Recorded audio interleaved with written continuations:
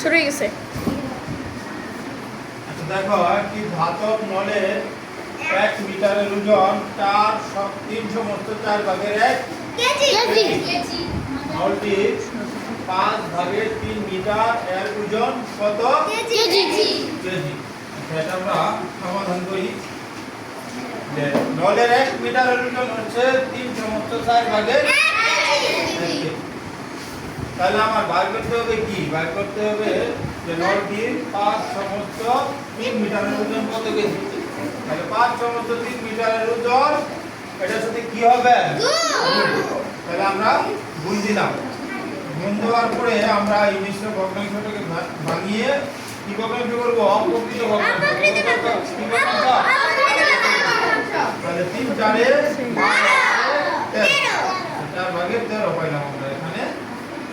তাহলে আমরা এখন দেখব যে উপর নিচ কোনো কিছু কাটাকাটি যাচ্ছে কিনা। যাচ্ছে কি? জি না। যায় না। না গেলে আমরা সরাসরি গুণ করব। 3 13 19 3 13 কত? 19 আর 4 5 20 তাহলে এটা আমরা একটা অপ্রকৃত ভগ্নাংশ পাইলাম।